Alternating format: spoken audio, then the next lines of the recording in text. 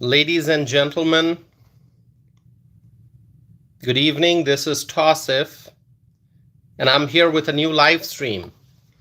And I can see that our friends are already here. Frank is here, Gina is here, Richard is here, Tommy is here, and I'm sure that others will also be joining us very soon.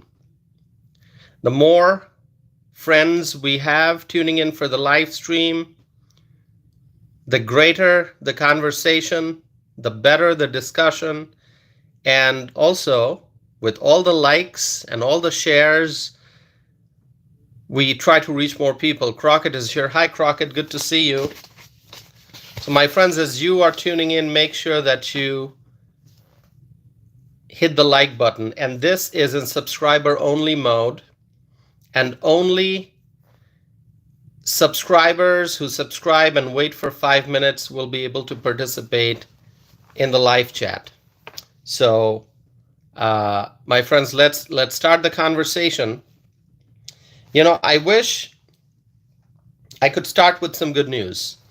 Of course, there are a lot of good news, as we know, because the Trump administration is in power. The Trump administration is doing great work. Everything that President Trump and his team, everything that they're doing is aimed at making America great again. That's the goal. That's the vision. That's the mission, to make America great again. And so great work is being done.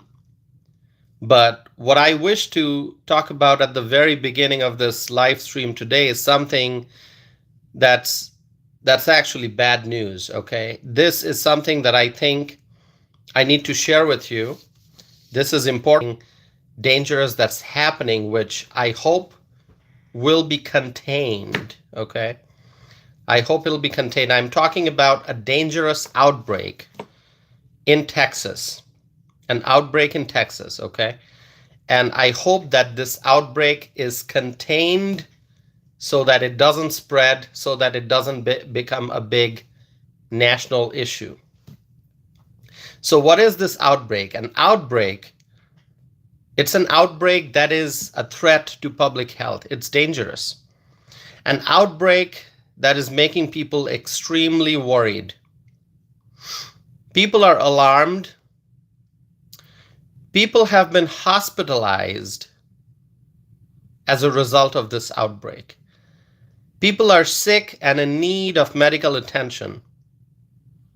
There's a dangerous outbreak that must be contained, an outbreak that must be stopped. And Michelle is asking, of what? Great question, Michelle. I was just about to say, it is an outbreak of measles. Reportedly, at least 48 cases have been identified. It's a measles outbreak. And it has been reported that the measles outbreak involves school-aged children. And this is happening in Texas. So let's see who's here. M is here, Gina is here, NC is here. Who did I miss? Did I miss anyone? Probably not. Thank you all for being here. Thank you, my friends. It's a measles outbreak in Texas. This is happening in West Texas. In rural West Texas, a measles outbreak. At least 48 cases have been identified. My friends, do we know how many more people may have been infected? Do we have that answer? Do we have that answer? Oh, Tommy is asking, where's my MAGA hat? So Tommy, I reorganized my room a little bit. Hold on. Let me get my MAGA hat.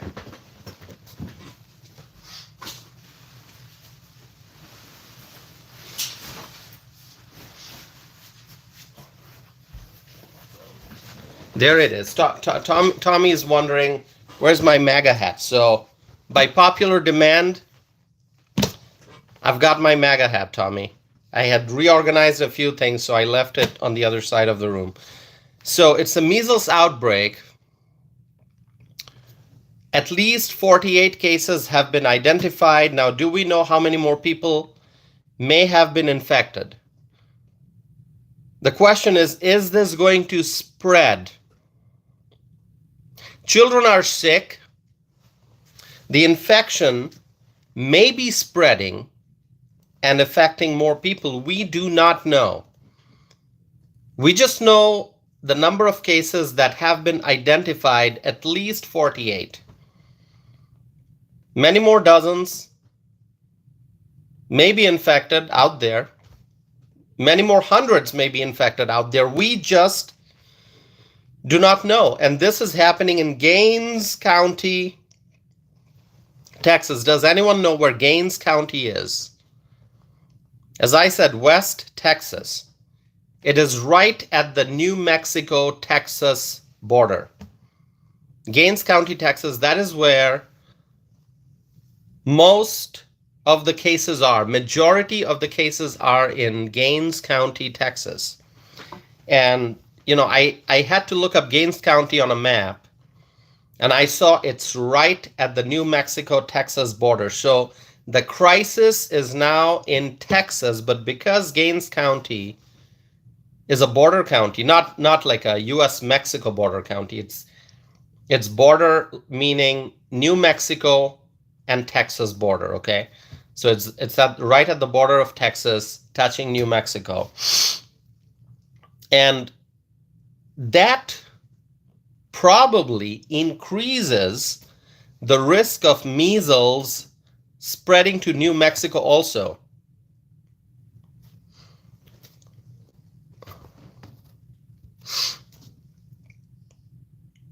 I don't know what question Jim has. I got no idea. Okay. So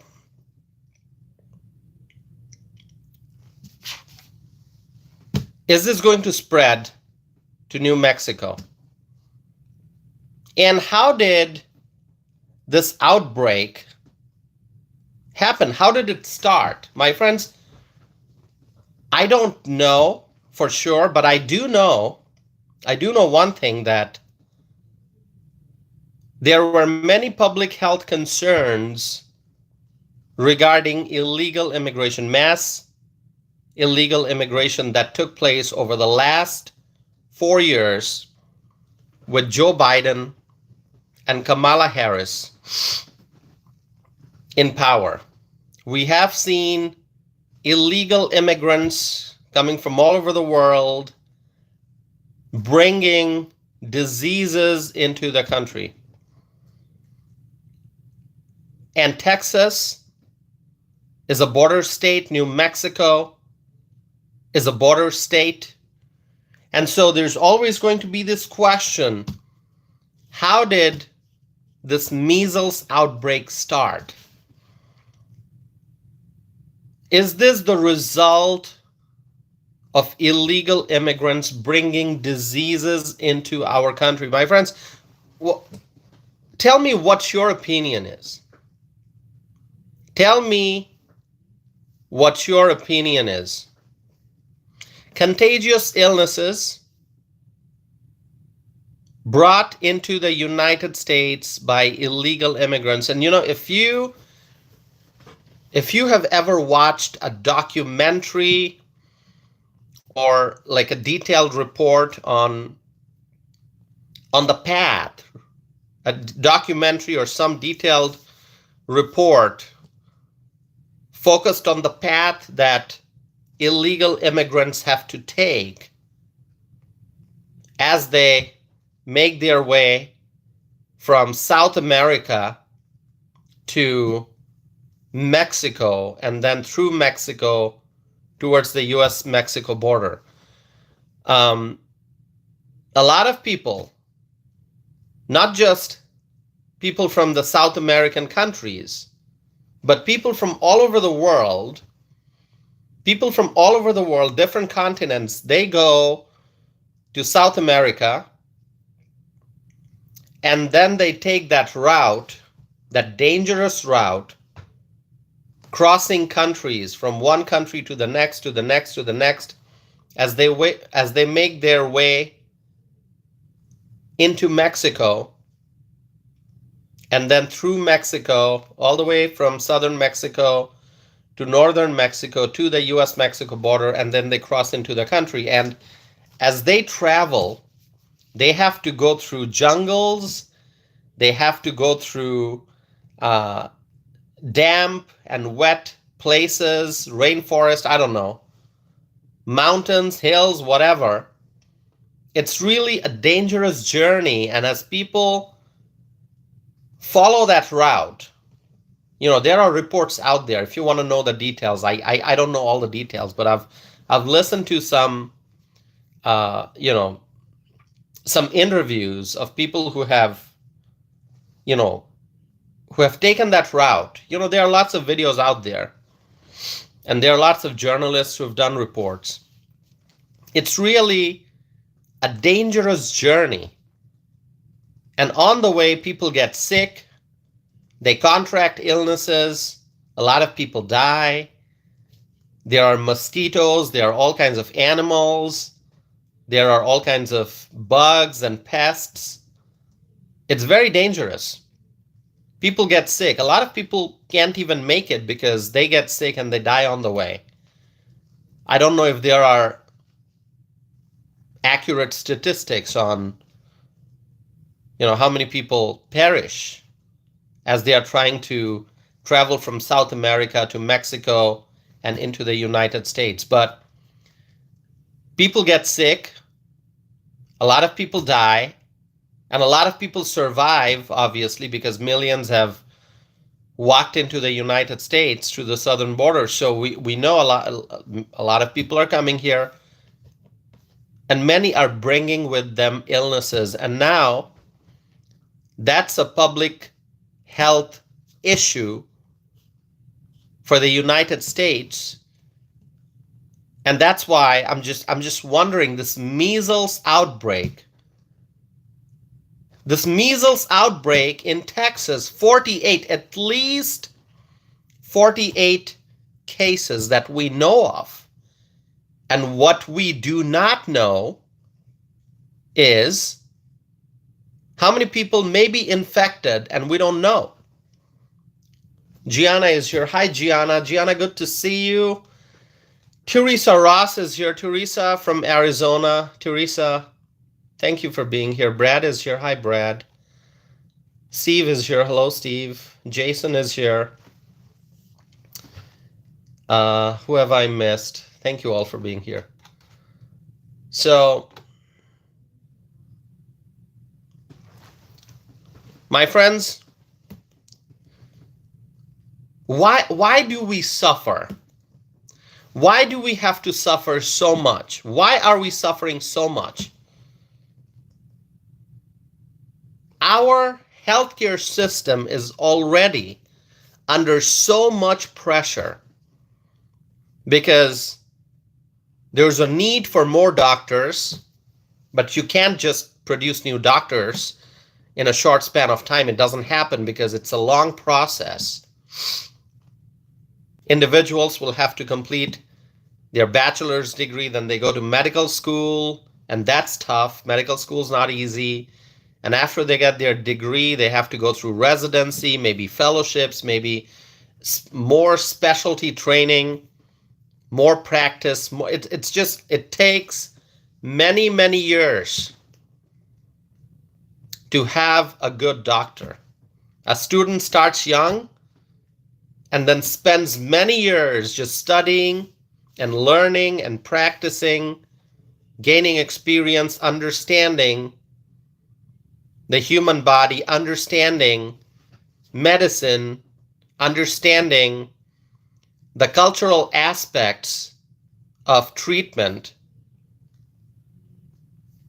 and gaining better understanding of not just medicine, but also nutrition, and then understanding specific organs or specific issue areas depending on specialty, heart doctor, eye doctor, ear, nose, throat doctor, orthopedic surgeon, so many specialties out there. And then also understanding healthcare financing and how the system works in the bureaucracy. So you can't just produce a doctor overnight or even in a couple of years. It doesn't happen. It's a very, very long process. And we don't have enough doctors in this country. We don't have enough nurses in this country. So we are already facing a variety of issues just when you look at the healthcare workforce. We need more resources. And then we have an aging population, which means more and more people are trying to access care. They're trying to seek medical attention. They are trying to utilize the resources that are out there that are available. And so there's a lot of pressure, and we need a balance. Given the demand and the rising demand, we need to have enough resources invested in the medical field. So we're trying to achieve that balance. And on top of that, over the last 4 years, with all these illegals coming into the United States, all the illegal aliens, and now there's so much of pressure in our healthcare system. Because as I said before, the illegals, what do? They come here. They don't have healthcare insurance. They don't have means to pay for services, so they just end up in emergency room. Whether it's an emergency or not, they end up in the emergency room. And there are actually people training these illegals, just saying, hey, just go to the emergency room. They cannot deny you care. You're gonna get care. Just show up in the emergency room, ask for a translator, and just make use of the services that are available. So these illegal immigrants, they are being trained. There are people out there who teach the illegals what to say when you encounter law enforcement, what to say when you show up in the emergency room,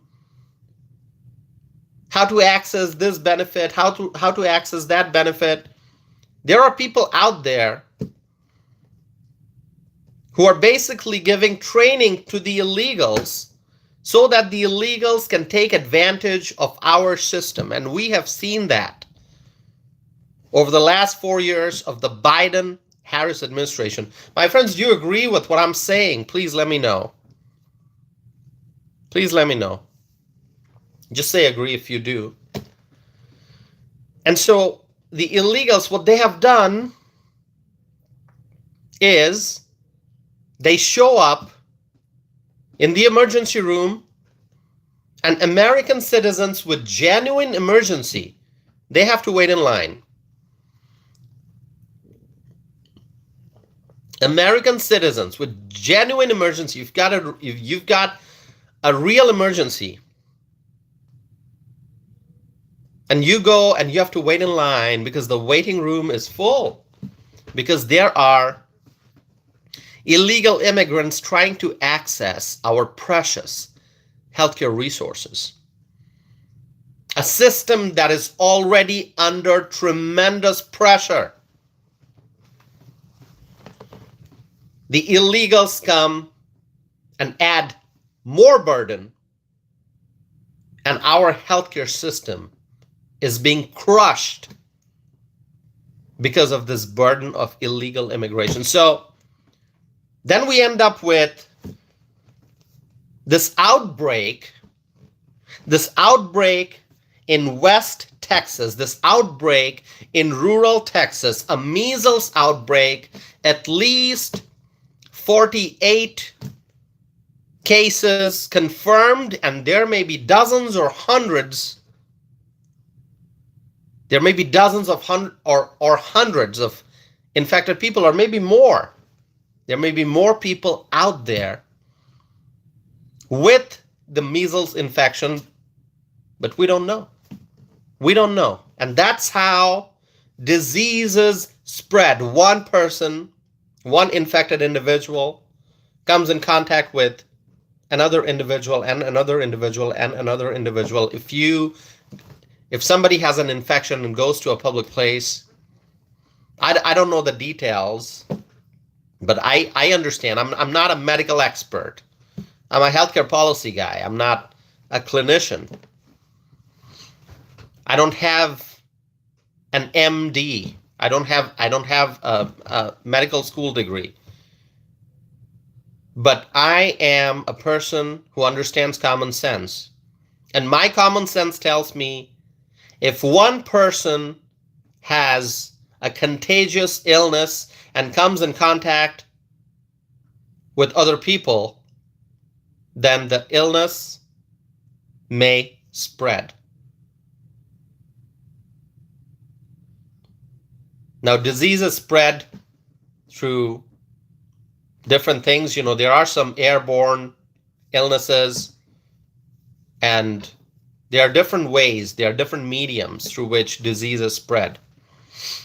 Some are airborne, some are more like if you have to come into physical contact with someone. There are different things, but we've got an outbreak, and we're talking about measles in this case, but it's not the only thing that we have to worry about. There are other contagious illnesses out there, right?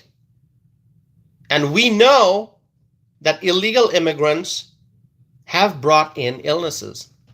We know that. There are other reports. This is what I'm talking about right now, but there are other cases, other examples, other reports out there. And so this outbreak in West Texas, it makes me concerned. It is a dangerous outbreak. This is scary stuff. David Nichols is here. Hi, David Nichols. Texas Repo is here. Texas Repo, did you just join or have you been listening? We are talking about Gaines County in Texas. We're talking about Gaines County in West Texas, at the Texas-New Mexico border. And in Gaines County, there are cases of measles outbreak. So Texas Repo, you haven't heard, I'm telling you now, you can look it up. And as I said at the start of this live stream, I hope that this does not turn into a big national issue. I hope that the outbreak is contained. I hope that the crisis is addressed and the problem is solved. But if this goes out of control, if this outbreak grows and affects more people, and what if more people get infected? What happens then? What if this thing multiplies? What happens then? Rachel is here. Hi, Rachel.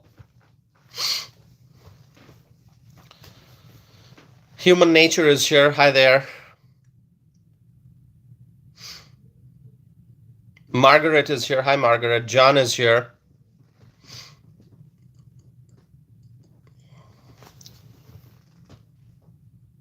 What can be done? The Biden administration has created a crisis so big that our public health system is in trouble, our economy is in trouble.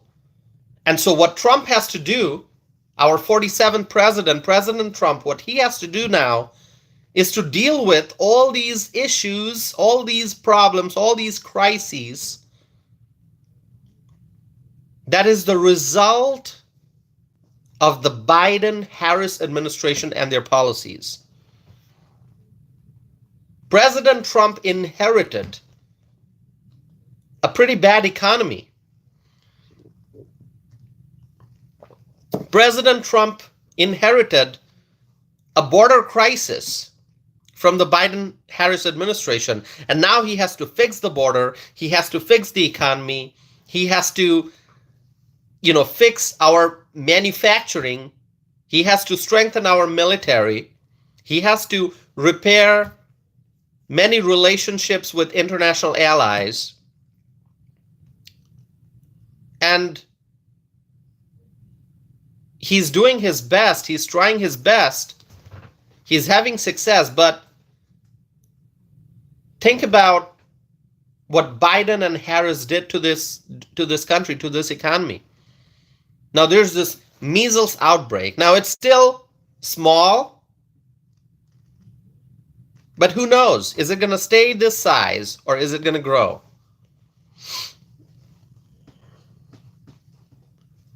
So President Trump inherited from the Biden-Harris administration a series of problems and issues and crises. Border is one of them, and the border crisis leads to other problems like contagious illnesses. So I don't know what's going to happen, my friends. This is an issue that we, the American public, we must closely monitor. Let's pay attention to this, my friends. It is scary. It is scary.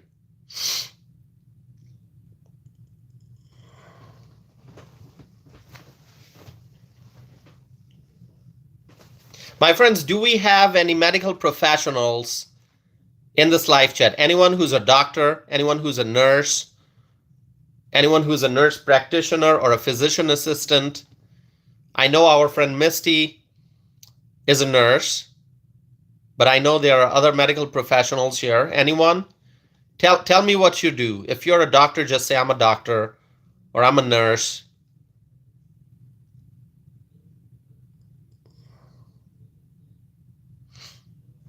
Sheriff of YouTube is here. Sheriff, good to see you. Michelle says no, but I'm a mom, so I'm qualified. Absolutely, Michelle. And we have seen that, Michelle. We have seen over the last few years, we have seen that mothers have come forward and mothers have said very loudly and clearly that they know what is best for their children. Absolutely. Especially regarding this vaccine mandate, because the government, the Democrats, they were pushing vaccines. They were pushing for vaccine mandates, and a lot of mothers said, no way, not going to let that happen. So yes, mothers know a lot more than a lot of medical professionals who are out there. So absolutely, I agree with that, because it's not just, because there's this instinct. Mothers know this. There's this strong instinct from deep within. You know what is best for your child. So if we have strong mothers in society, the world is going to be a much better place. Absolutely. So we have seen, since COVID in particular, how mothers have stood up and said, we're not going to listen to what the government's saying. We know what's best for our children. Absolutely.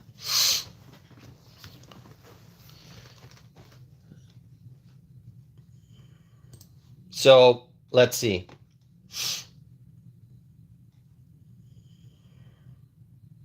All right. So my friends, this thing that's going on in Texas, it is making me worried. Let us closely monitor this. And hopefully this measles outbreak will be contained. It is scary. So let's monitor this. Who's a nurse? Margaret? Oh, okay. Margaret King. I see some new names here. Let's see. Hold on, my friends. Okay, so Margaret, you said you're a nurse. Okay. I'm trying to catch up with the live chat here. I apologize. Kelly is here. Paul is here. Paul Schmidt.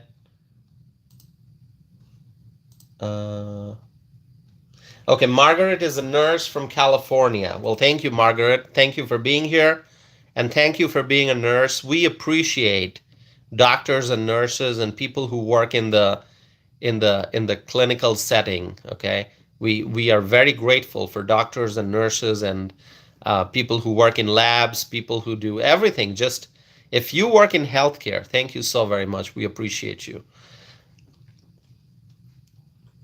All right. Okay, my friends. So, yes, we will monitor this situation. Now, I want to move on to a different topic. NC is saying NC is a pharmacist. NC, thank you for being a pharmacist. We really appreciate pharmacists, okay? Thank you. Thanks for doing what you do. My friends, let me move on to the next topic here. But before that, I would urge you to please like this video if you have not done so already. We are 31 minutes into the live stream. We have 41 likes already. So that is great. We need more likes, my friends, because the more you like the videos, the greater the chances of these videos reaching more viewers out there. And the more people we can reach, we can spread our message. Okay? Let's see. Hold on, my friends. I'm going to catch up with the live chat here. Give me 1 second. All right.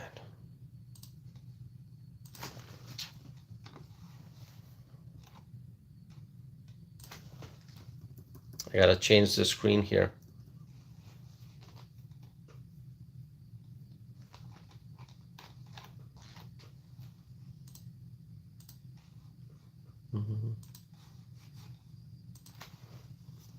Fred is here. Hello, Fred. Thank you for being here. Terry Gilly is here. Hi, Terry. Matthew Gonzalez is here. Hello, Matthew. Joshua is here. Hi, Joshua. Okay. So there's a new lawsuit. That I'm going to be talking about. As you can see from the title of the live stream, a lawsuit by a major school district. Can anyone tell me, I'm not going to ask you to guess which school district has filed a lawsuit, because I have not given you a clue about what this lawsuit is. But I just want to see, can you tell me which state I'm talking about? There's a new lawsuit by a school district, a major school district, a federal lawsuit. And I will tell you more details about that. But can you make a guess? Steve is saying probably Illinois or California. That's a nice way of writing California. California, not California. Pamela Jones is writing Texas. No. Tommy, you said Texas? No. Tommy, it's actually in your state, in Colorado. In Colorado, there is a new lawsuit that was filed by a school district, and not a small school district, a major school district. Denver Public Schools.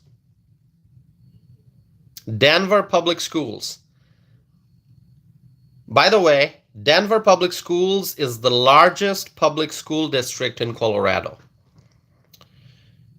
So the school district, Denver Public Schools, they have filed a federal lawsuit, and you may be wondering,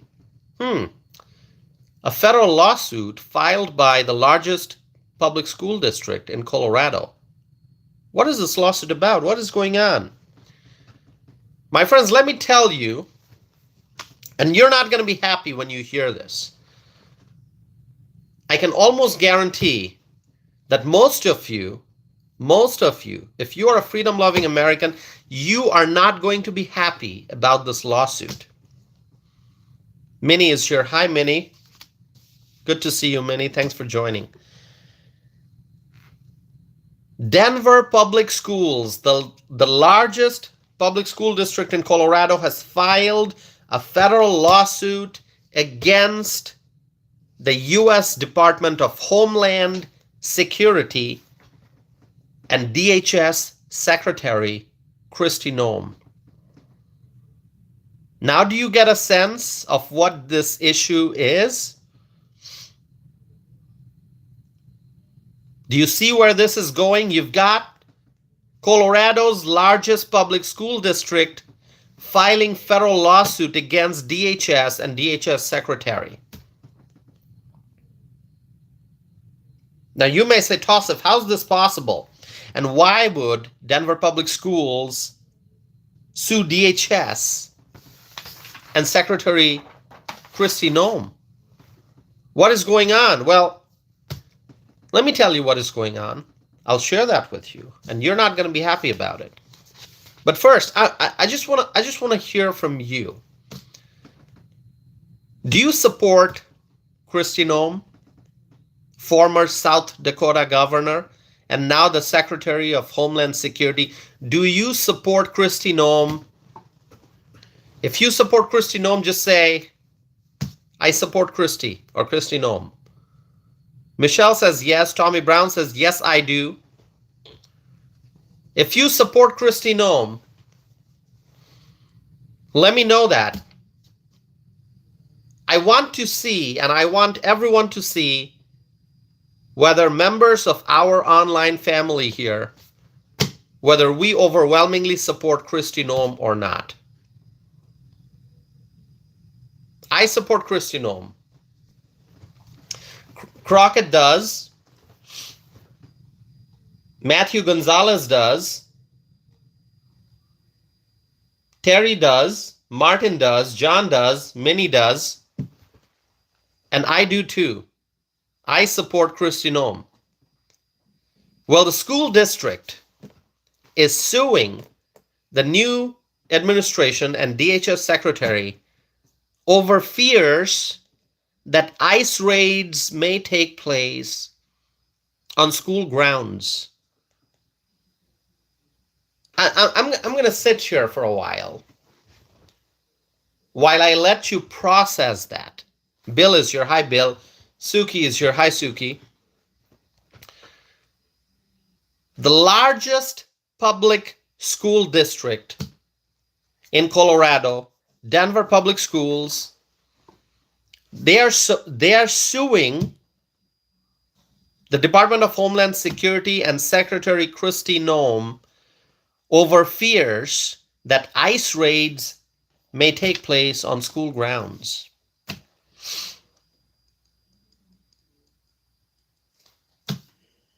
Can you believe that? So the main point is that, here's the main point. You want to hear the main point?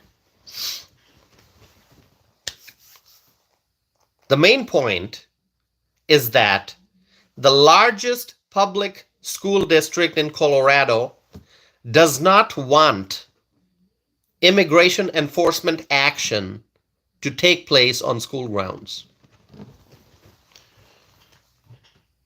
Immigration enforcement action is taking place all over the country because ICE, the federal agents, they are doing their job. And what the school district is trying to say is that they don't want immigration enforcement action.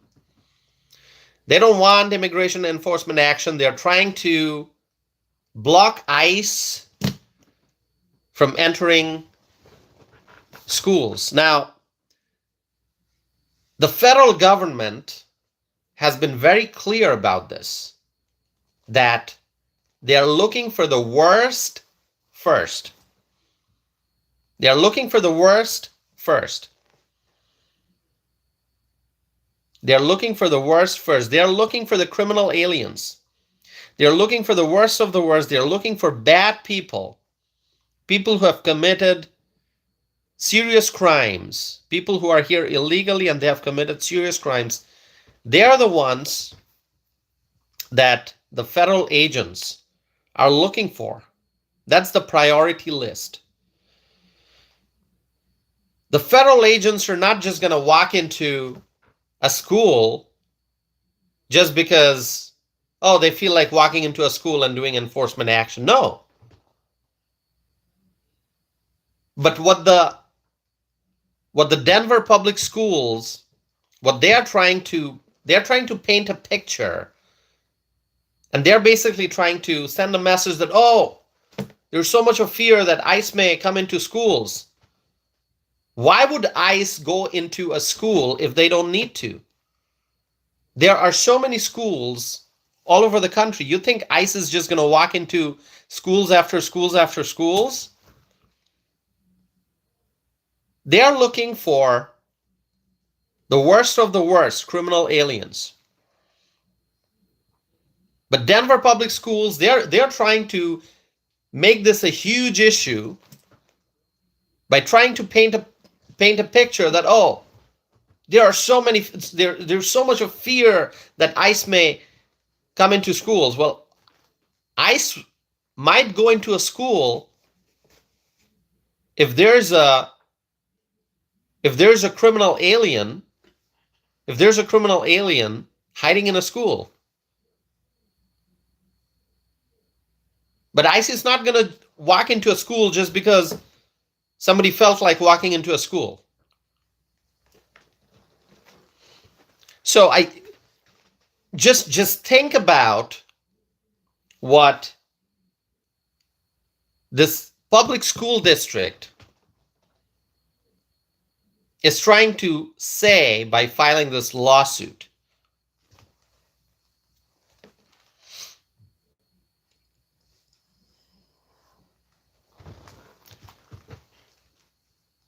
So my friends, it's pretty unbelievable. And right here on this channel, we talked about the impact of illegal immigration in the city of Denver. We talked about how Denver was being crushed under the weight of illegal immigration. And previously I talked about emergency rooms being full of illegal immigrants. Well, that happened in Colorado. Illegal immigrants showed up seeking care in the emergency room, and it was not good for the hospital because the illegal immigrants, they seek emergency services, but they don't pay their bills. And so that's basically uncompensated care, which makes it very difficult for health systems to continue doing business.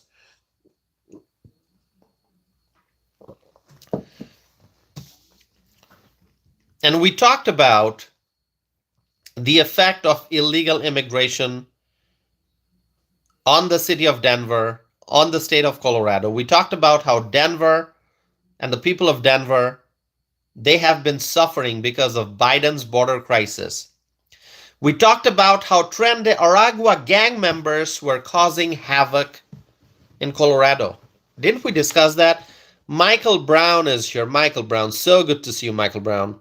We were missing Michael Brown, our friend from Australia, and Michael Brown is here. So great to see you. Whenever Michael Brown is not here, we miss him. So great to see you, Michael Brown. And I'm not seeing our friend Suzanne here. Suzanne, are you listening? AC Cruz is here. Hi, AC. Good to see you. And we have many other friends who are probably not here. Maybe they'll join. Maybe they'll join this live stream or the next one. But it's good to see Michael Brown here.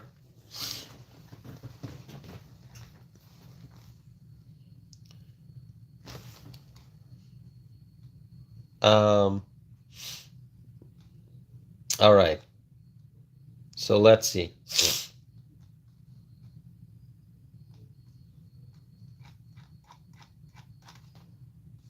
Okay, my friends, 58 likes on this video. Please continue to like and support this channel. We're getting very close to 13,000 subscribers. Okay, we still have like 160. We still have 160 more subscribers that we need to get to 13,000, but we're getting very close. We're getting very close. So make sure you support this channel. Like, subscribe, and share these videos, okay? All right. So my friends, we talked about how Tren de Aragua gang members were causing havoc in Colorado. Tren de Aragua gang members taking over apartment buildings. But all those issues are now coming to an end because ICE is doing its work. The ICE agents are out there catching the illegals, catching the criminals, catching the Tren de Aragua and the MS-13 and other gang members. ICE is doing its work, and ICE is great. We support ICE. And the problems were created by Biden's border crisis. And President Trump and his administration, they are solving the problems. My friends, when illegal aliens commit crimes in Colorado, that makes the community unsafe. And when communities are unsafe, that adversely affects the children in the community and their education. If people are living in fear, if children are living in fear because criminal aliens are running around and committing crimes, that's bad for everyone.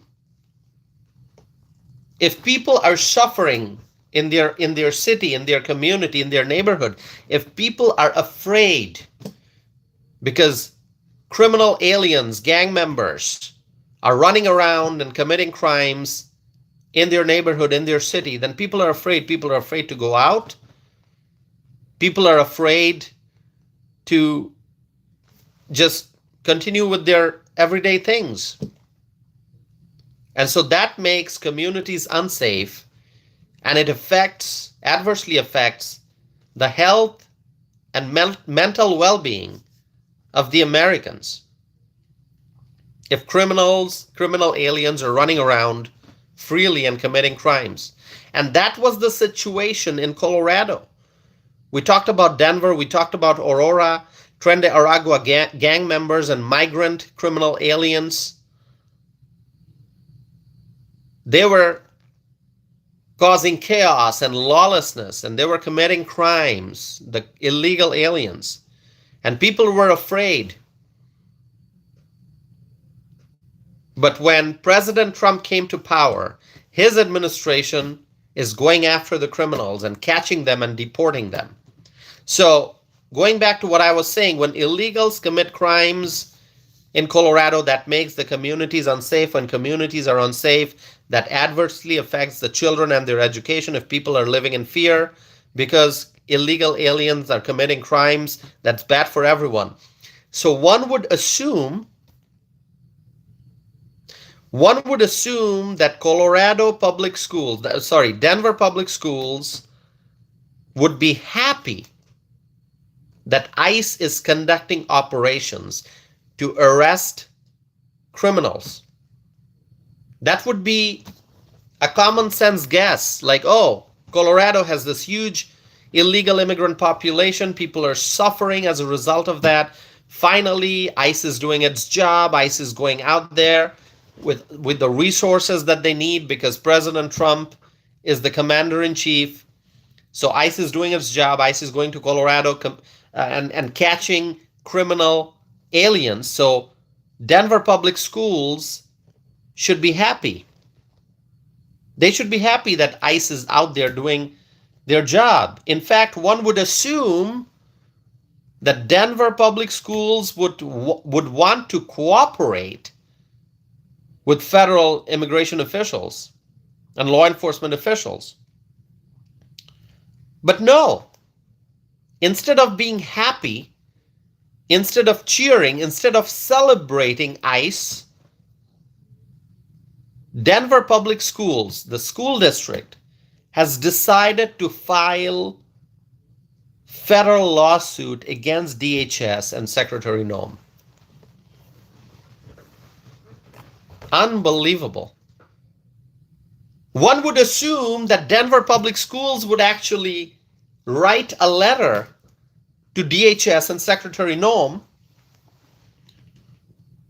and say, we support you. Thank you for doing your best and your ongoing efforts to make Denver a safe place.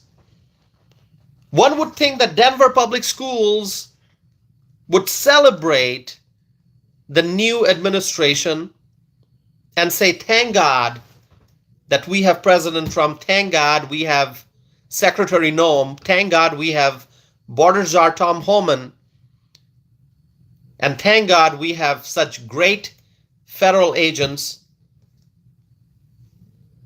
who are catching the criminal aliens who have been making Colorado unsafe. And finally, because of the Trump administration, Colorado is going to be safe again. Denver is going to be safe again. And the children of the Denver public schools, they will have a safe community again. And people can live happily in safe neighborhoods. Thank God. But no, Denver public schools, instead of being thankful, instead of being grateful, Denver public schools decided to sue DHS and Secretary Kristi Noem. Unbelievable stuff. Unbelievable stuff. Denver Public Schools filed federal lawsuit against DHS and Secretary Noem. Unbelievable. So this is ridiculous, and this tells you what is wrong with Democrat cities and their school districts.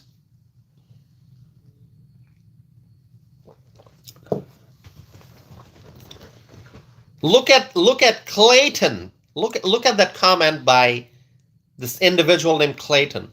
All right. Clayton supports,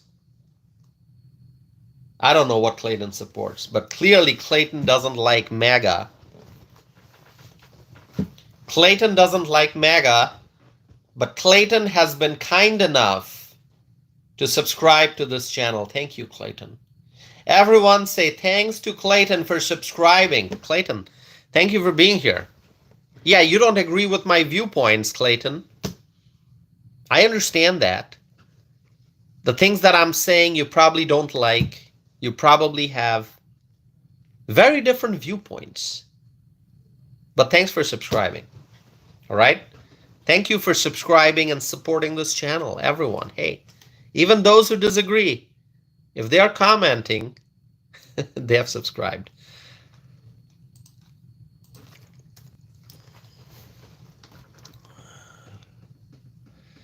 Clayton says, you're welcome. I had to subscribe since you don't let non-subscribers comment. Well, Clayton, a lot of my live streams are actually open to the public, and anyone can comment. But these days I have been putting my live streams in subscriber only mode. You know why? Because a lot of people come here and they just say irrelevant stuff. I mean, you came here and you are expressing your viewpoint, which I appreciate. I don't agree with your viewpoint, with at least that one comment I saw. I don't know if you have written other comments, but that one comment I saw, I don't agree with that. But you are here to express your viewpoints, and you are here for a conversation. But a lot of people, they come here and they write things that have nothing to do with whatever we're discussing. And they'll engage in name calling and insulting me, insulting my friends here. And that's disruptive. So that's why I am compelled to put my live chats in subscriber only mode. Clayton says, I live in Denver and actually see what's going on. Well, Clayton, if you live in Denver, by the way, beautiful city. It's going to be beautiful again after all the illegal immigrants are driven out. But Clayton, I gotta tell you one thing, which I think you might agree with me. Um, you live in Denver, beautiful city, but Denver has one of the worst mayors in America. Uh, Clayton, would you agree with that? My friends, everyone, do you agree that Mayor Mike Johnston is one of the worst mayors in the country? Mike Johnston of Denver. Okay? Do you agree with that? Mayor Mike Johnston of Denver, one of the worst in the United States of America.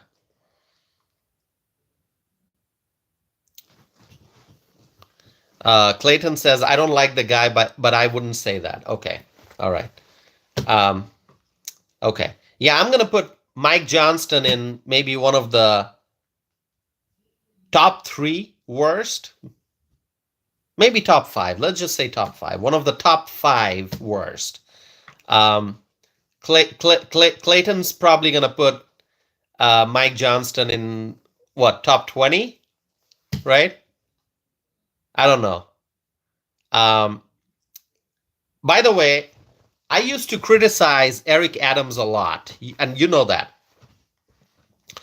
I used to criticize Eric Adams a lot when he was opening, the city of New York.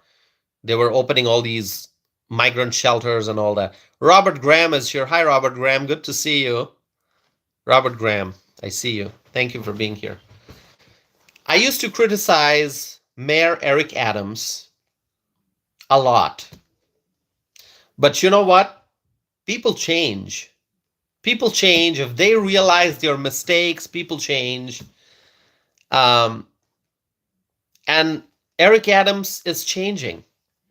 Eric Adams is embracing logic and reason. Now, I'm not going to say, oh, I love Eric Adams.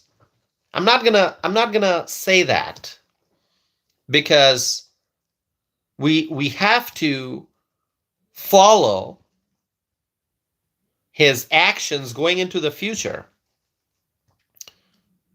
I was very unhappy when the city of New York came up with those prepaid cards for the illegals, when the city of New York opened up all these hotels and turned all these hotels into migrant shelters, housing migrants, illegal immigrants, while American veterans suffered from homelessness, when American families suffered because of poverty, because of homelessness, when American citizens were suffering. The city of New York, with Mayor Eric Adams in charge as the mayor, they were providing free housing to the illegals, to the illegal aliens. And I talked about it a lot, and I criticized Mayor Eric Adams a lot. I talked about Eric Adams a lot, okay? I mean, you have to go back and watch my live streams over the last 1 year, and you'll know how much I criticized that man.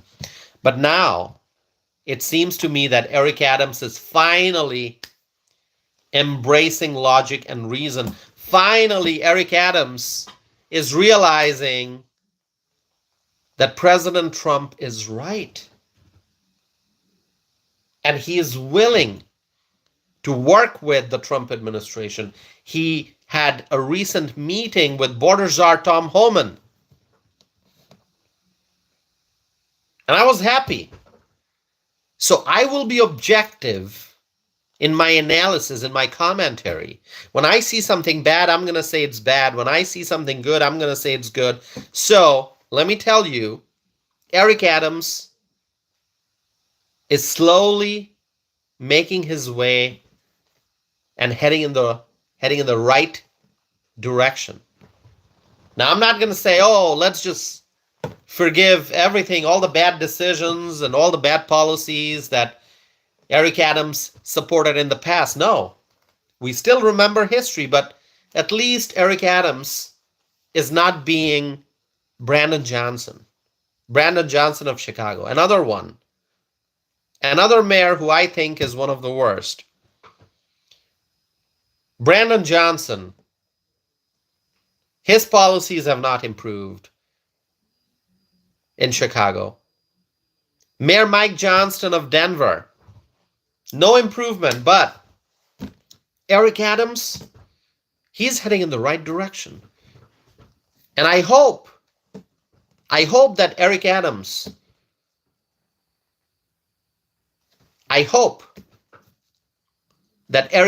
will cooperate with the Trump administration. I hope that Eric Adams will cooperate with Border Czar Tom Homan. I hope Eric Adams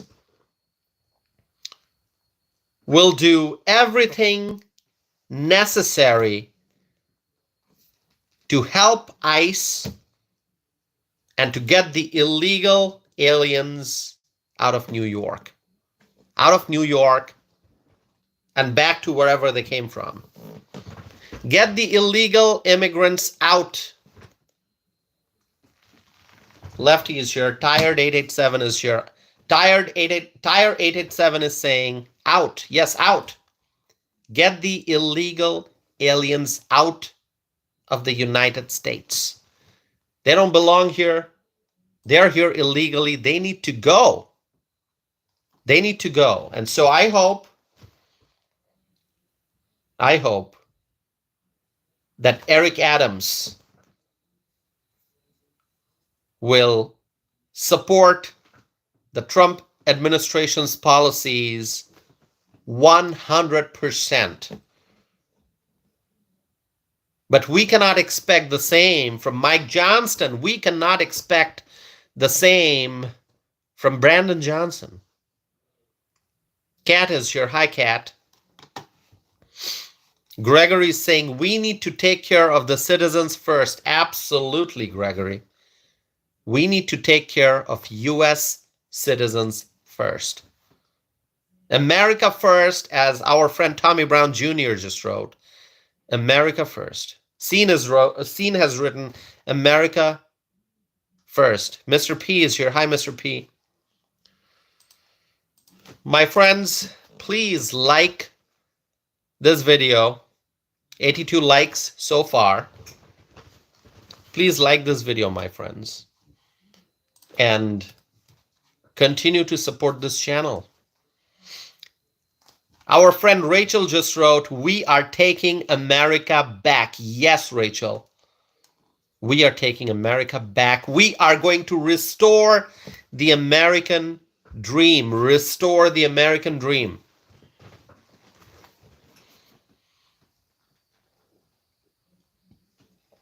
Katie is here. Hi, Katie. Good to see you. Katie from Arizona. Katie from Arizona. Thank you for being here.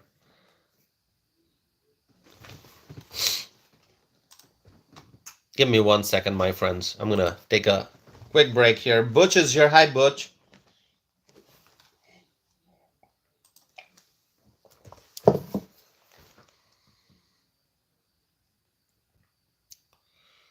Michael Brown,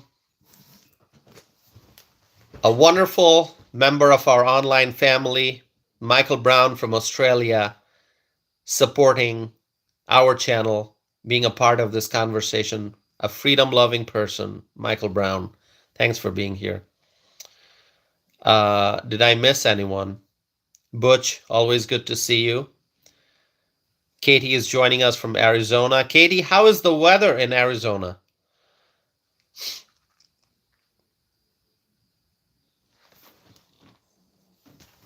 Rachel is waving and saying hello to everyone coming in.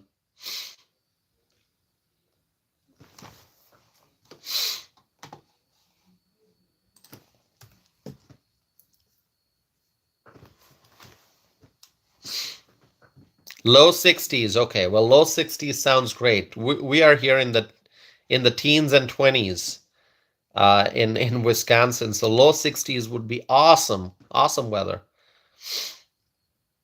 Papa is here. I see viewer named Papa. Thank you for being here. Give me 1 second.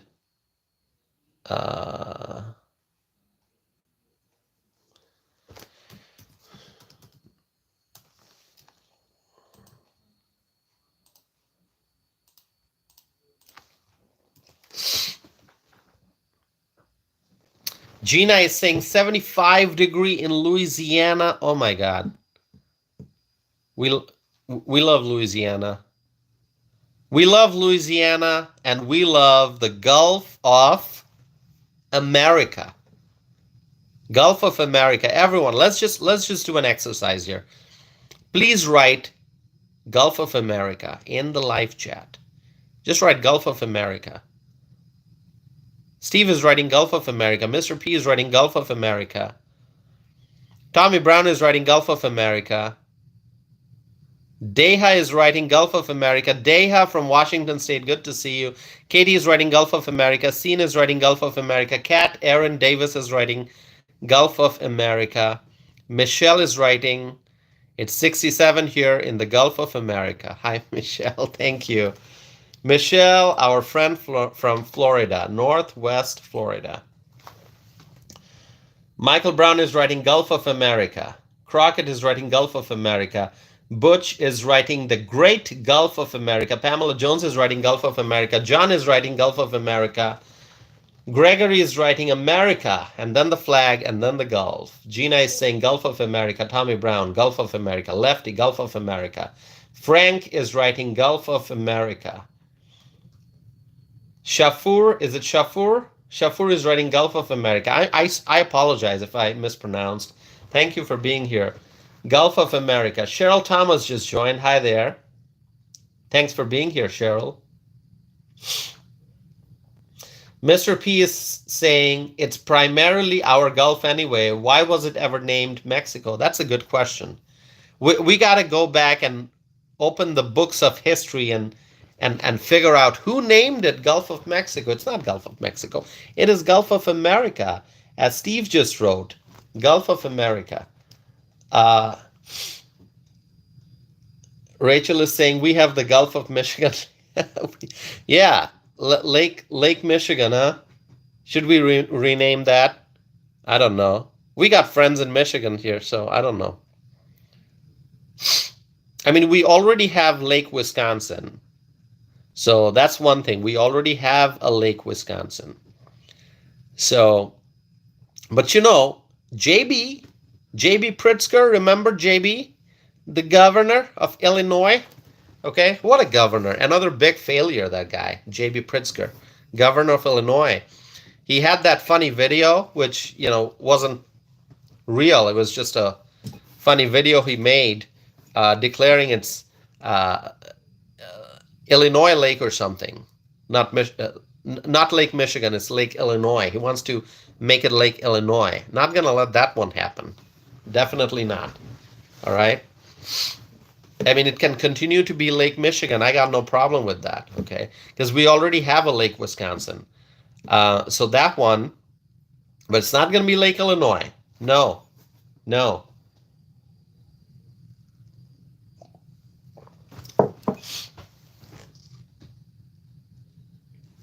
Because, you know, let's remember, Michigan voted for Trump. Illinois did not, okay?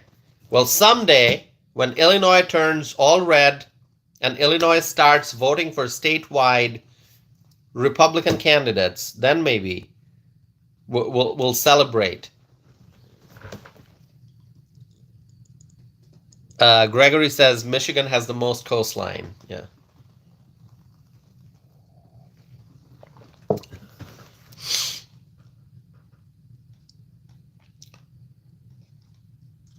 All right, let's see. DSAR is here. Hi, DSAR.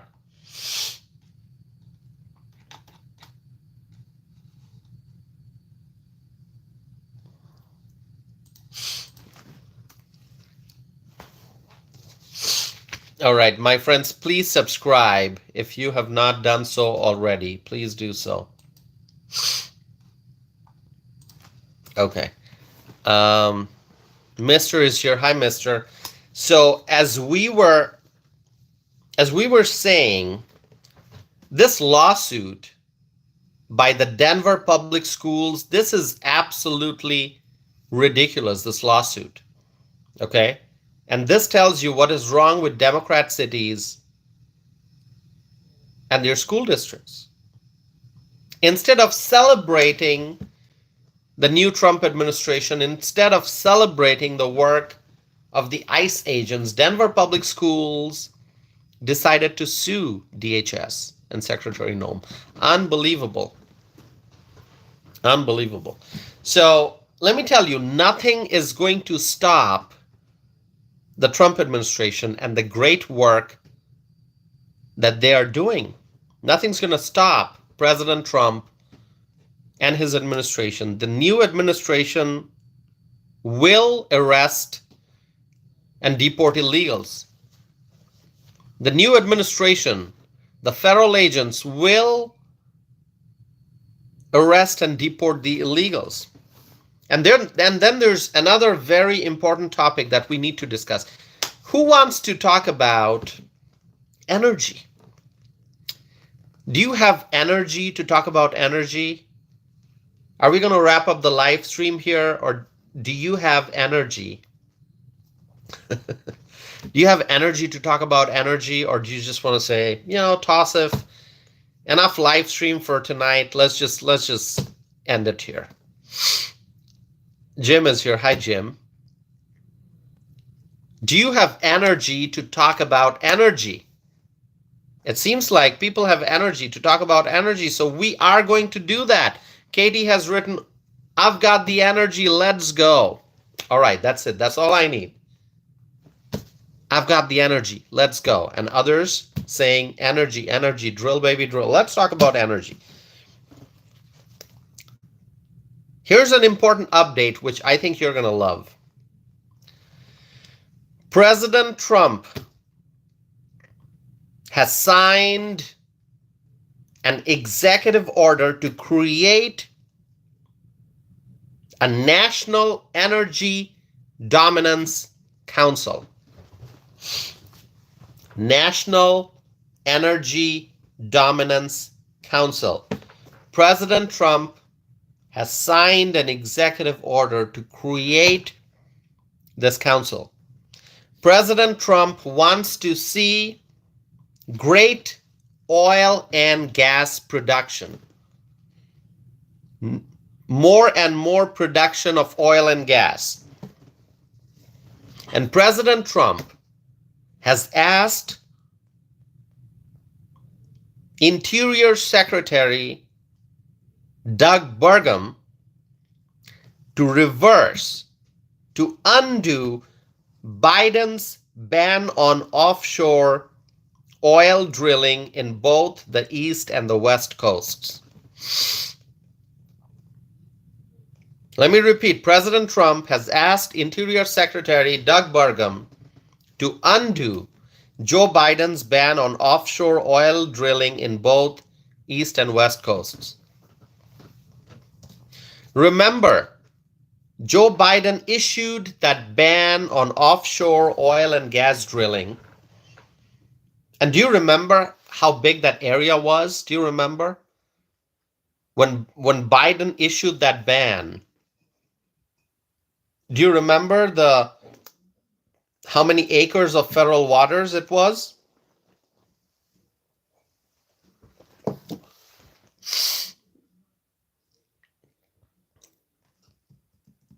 Can anyone tell me?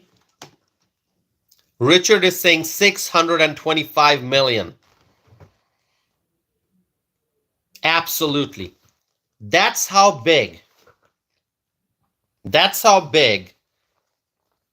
that area is. 625 million acres of federal waters. 625 million acres of federal waters. Biden issued a ban on offshore oil and gas drilling.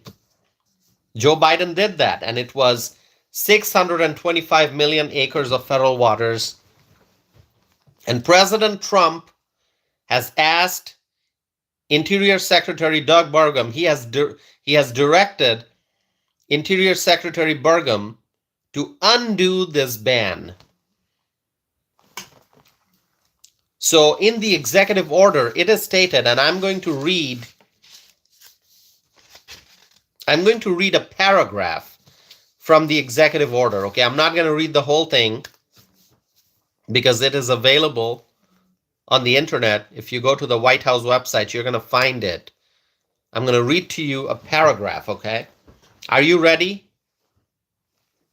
Are you ready, my friends? Let me know if you're ready, and I'm going to start because it's important that you listen to this paragraph.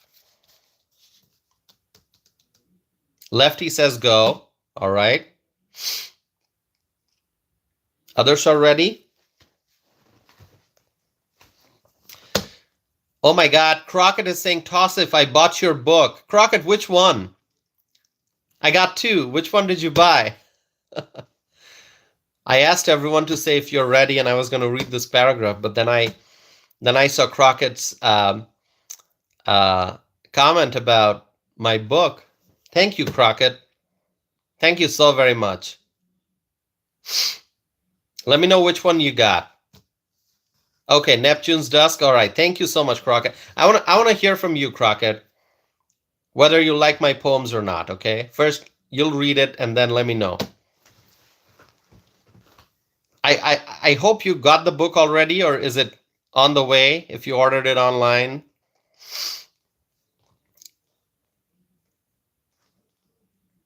Oh, you already read 80%? Share your thoughts, Crockett. Share your thoughts. You read 80% already? Okay, my friends, let's pause for a little bit, maybe. Let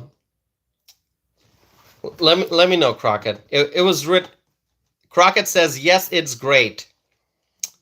Thank you so much. It makes me feel so wonderful. So wonderful. Thank you, Crockett. That's our friend Shannon from South Carolina saying that he read my book. Thank you so much. Thank you. This feels so great. I mean, it's been so many years since that book was published, and here we are after all these years. Our friend Crockett has read the book. Mr. P is saying, what's the name of the book? I'll buy it. Okay, I'm going to write the names of the books. So, book number 1 is She Has Surrendered to Slumber. And then book number 2 is Neptune's Dusk, okay? You can find it on Amazon. All right. Crockett says, great job. Thank you, Crockett. I appreciate that so very much. Others, please check out my books. And I'll give you my website also, tossifanam.net.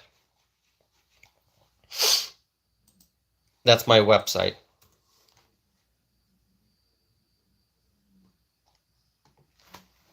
Okay. Thank you so very much. Thank you. Thank you, Michelle. Thank you, Crockett. Thank you, everyone.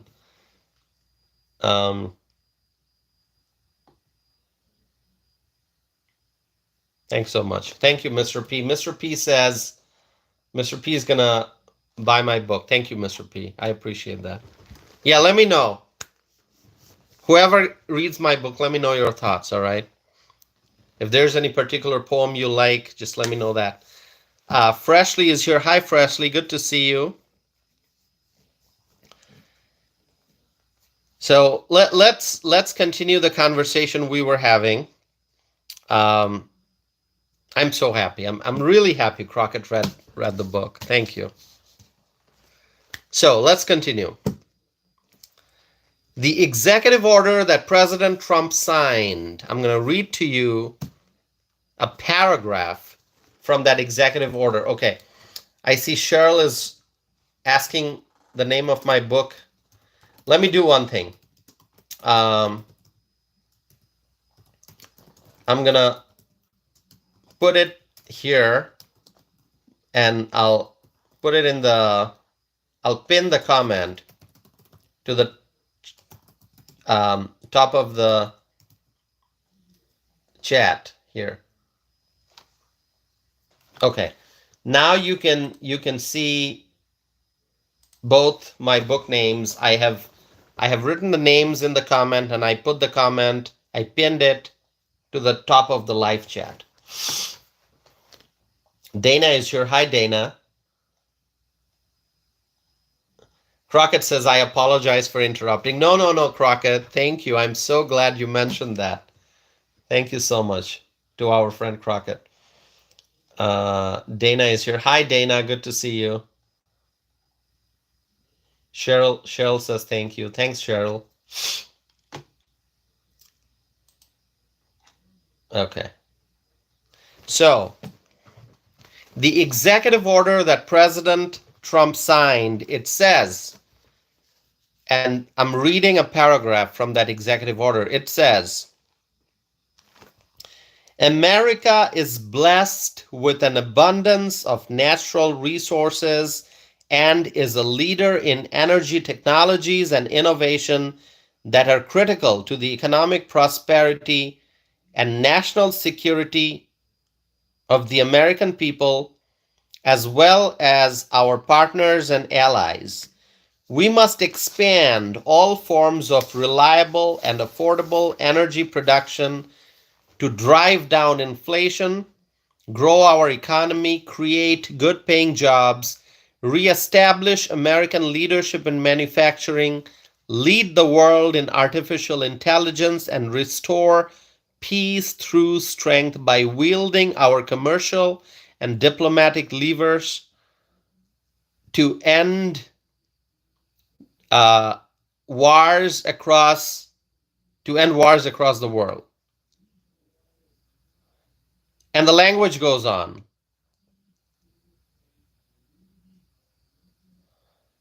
The language goes on. You can read the entire executive order online. It's available on White House website.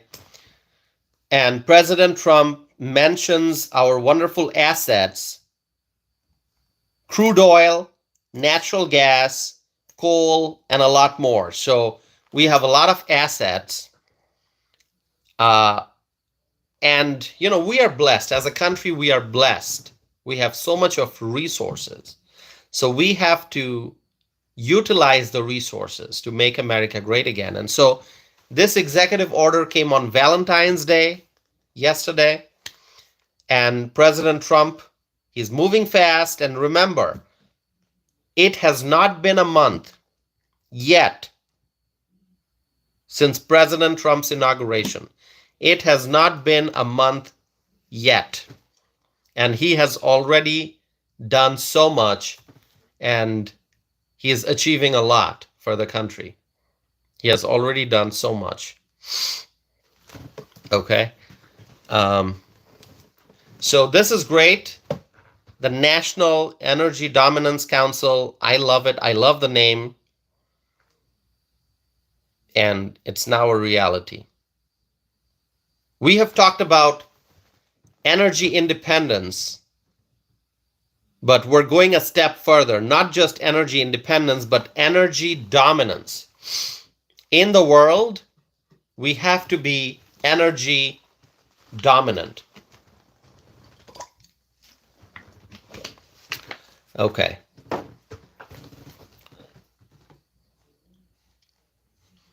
All right. So let's see. Gina is saying beautiful oil, beautiful coal. Absolutely. All right. Okay. So hold on. I got to change the screen here. My friends, I am conducting a poll. As you can see, the question is, do you support President Trump's vision to make America energy dominant? to make America energy dominant? Please answer that question. Do you support President Trump's vision to make America energy dominant? Not just energy independent, but also energy dominant. Dana says, yes, indeed.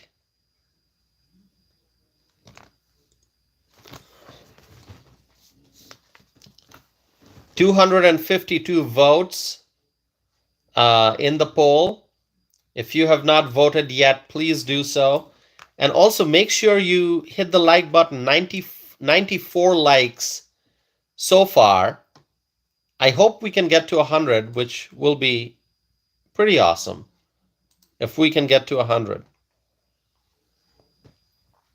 94 likes, 95 likes now.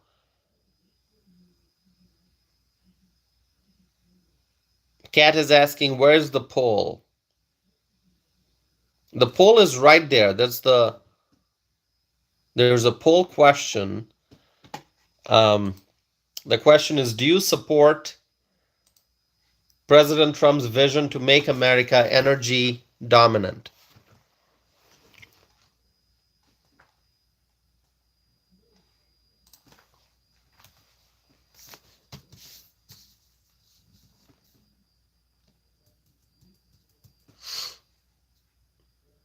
Yeah, Rachel is saying refresh if you see the poll. Okay.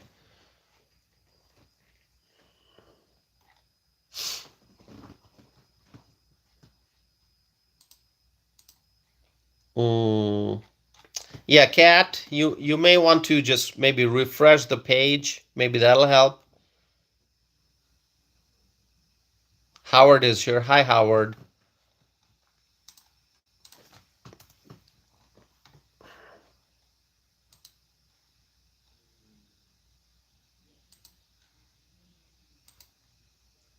Oh, Pamela's not seeing the poll. Well, I'm sorry about that. I don't know what to tell you, Pamela.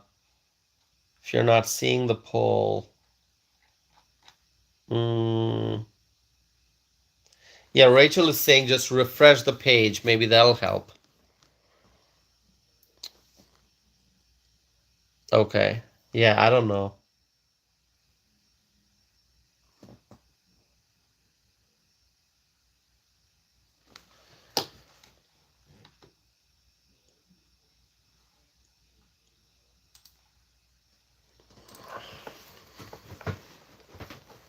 Matthew says it's not showing on my page either. Yeah. Crockett is saying 4 more likes. Yeah, 4 more likes. We'll get to 100. That'll be great if we can do that. Pamela says, well, my answer is yes. Well, thank you, Pamela. Thanks for letting us know. If you can't see the poll, that's fine. Pamela is saying yes, meaning Pamela supports President Trump's vision to make America energy dominant. Okay. All right.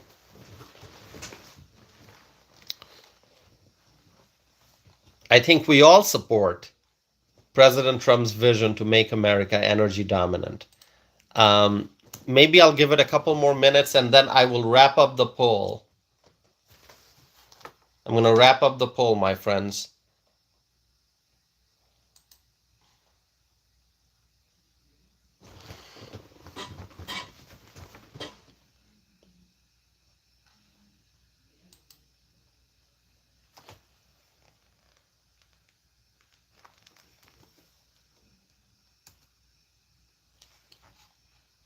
All right, I'm going to end the poll.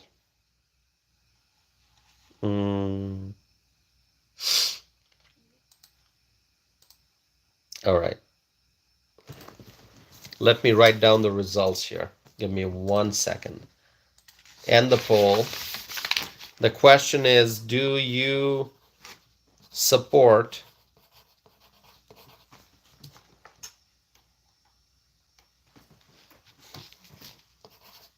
President Trump's vision to make America energy dominant. 252 votes. 71% said yes. 28% said no. So 71% of the respondents said that they support President Trump's vision to make America energy dominant. So that's great. 71% of freedom-loving people supporting President Trump's vision to make America energy dominant. Okay, it seems like our likes are stuck at like what, 95, 96. It's not going up. What can I say? What can I say, my friends? How about I do this? Let's do an experiment. Let me open up this live chat for anyone and everyone. Shall we try that? Shall we try that? Let's do that. I don't know if that's going to change anything, but we'll give it a try.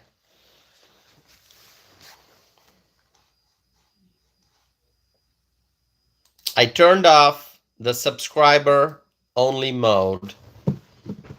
And let's see. Let's see if we get any new viewers commenting. Maybe people who didn't want to subscribe in order to comment. Maybe now they will. Usually people who support our viewpoints, they will subscribe, right? And they'll participate. But those who disagree, they are the ones who probably would not want to subscribe, because subscription is sort of like a show of support. I'm not seeing any new commentators here, or I don't know, new individuals commenting. Not commentators, right? Or I don't know, what is the word? Commenters? Commentators? Commentator is different. Those who they do sports commentary, right? Okay.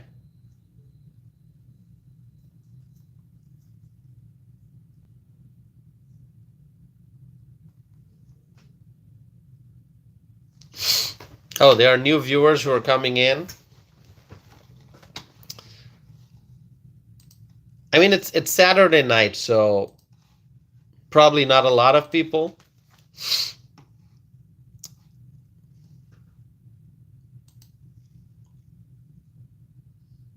Are we going to get to 100 likes? Probably not, huh?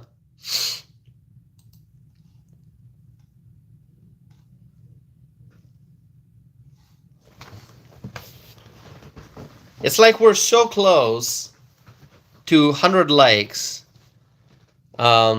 96? Is it 96 or 97? I feel like we need to get to 100 before before we can wrap up the live stream. 97? Okay. 100? I see 98. I see 98.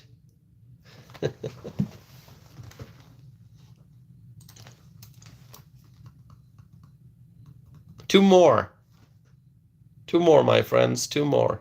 99? Do you see?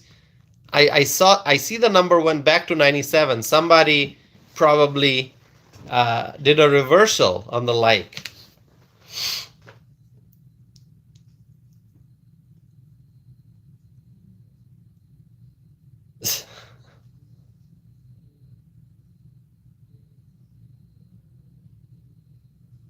I see 98 now. Dana is seeing 99. I see 99. This is so much fun. We're trying to get to a century. A century. You know, in cricket, when you score 100, it's a century. Michael Brown knows about that, I'm sure. Michael Brown knows about cricket. Rachel knows about cricket. In cricket, a batsman scores 100. That's a century, right? Michael Brown? Michael Brown, did we get to a century?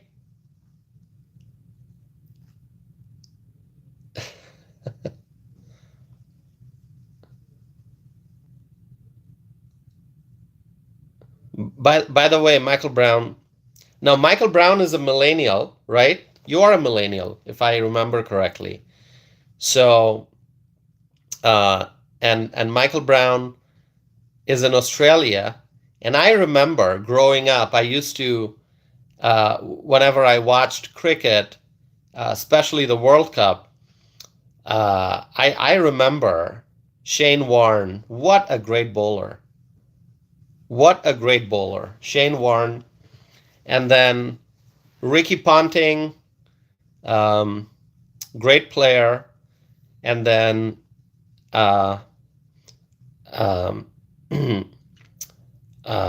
Brett Lee, Glenn McGraw.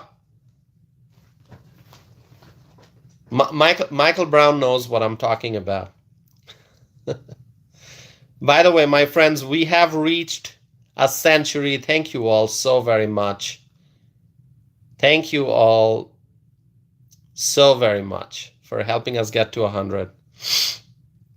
You know, sometimes I see the number goes up and then the number goes down, the number of likes, because maybe there's someone out there who does a reversal. Michael Brown. Okay, Michael Brown knows what I'm talking about. Cricket. Yeah, those were the great days of cricket. Now it's become so commercial. It's so commercial. Especially the new 20 over matches. I don't like that format. Michael Brown. I don't know your thoughts on that. I like the old cricket. Yeah, and Australia just kept getting the World Cups, like probably the highest number of World Cups Australia got. And Shane Warne, I was so sad to hear the news that Shane Warne passed away. What a great bowler. I mean, you see that. Okay, those who understand cricket, they know what I'm talking about. How Shane Warne used to bowl, the ball would just fall and, you know, hit the ground and turn. Oh my God. Unbelievable stuff. Anyway, those were the good days of cricket, and now it's just so commercial. So commercial. Anyway, I don't watch cricket anymore. I have not watched cricket in a very long time, because it is so commercial now. It's like the spirit of the sport seems to be lost. I don't know. I may be wrong. People have different ideas. But you go back to the 90s and the early 2000s. Those were the great years. And obviously before that also. You go back to the 80s and 70s, and really amazing. All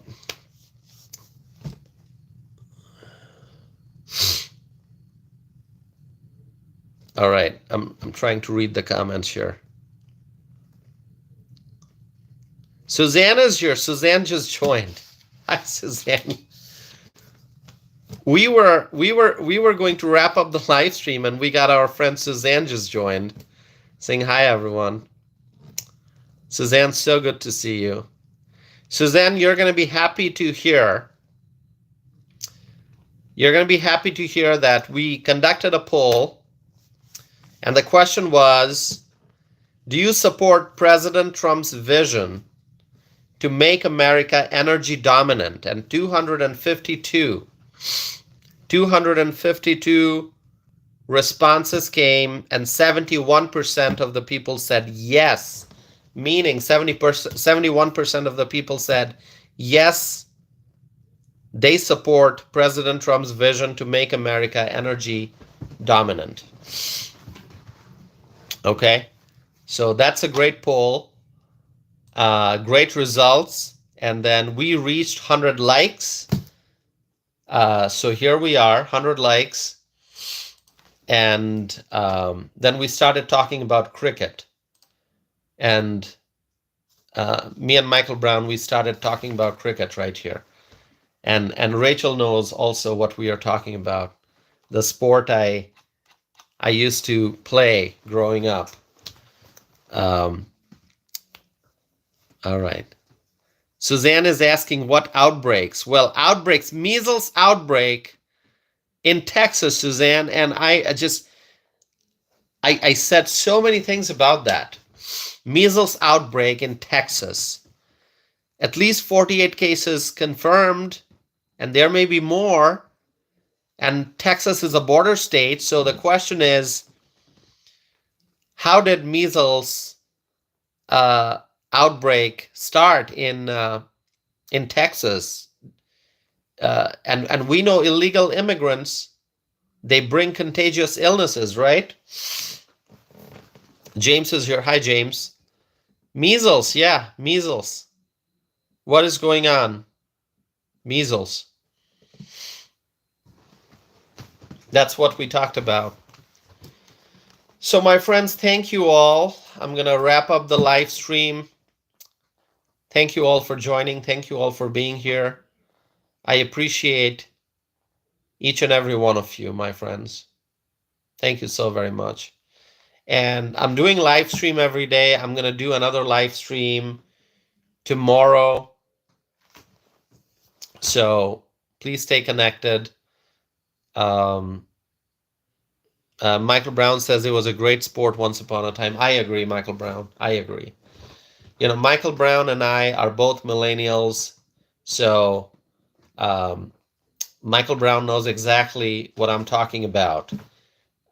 You know, just go back to the 90s and watch the World Cups. Great, great times. So thank you, my friends. I'm going to wrap up this live stream, but please stay connected because we have a lot more to discuss going forward, and we will discuss. Great things are happening in our country, but there are many challenges still, challenges that we have to overcome. But we have a commander-in-chief who is working hard every single day. President Trump, he's working hard every single day to make America great again. So my friends, may God bless you all. May God bless our president, Donald Trump. May God bless the Trump administration. May God bless the United States of America. May God bless our U.S. allies, and may God bless freedom-loving people all over the world. Thank you so very much. Once again, my friends, thank you. I'm truly, truly grateful to have each and every one of you in my life. Thank you.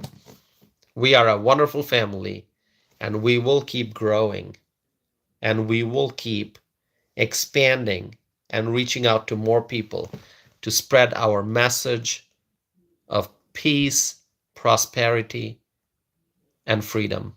Thank you so very much. My friends, thank you. Together we will make America great again. I will be back again soon. So stay connected, stay tuned. Thank you. Have a wonderful night, my friends. Have a wonderful night.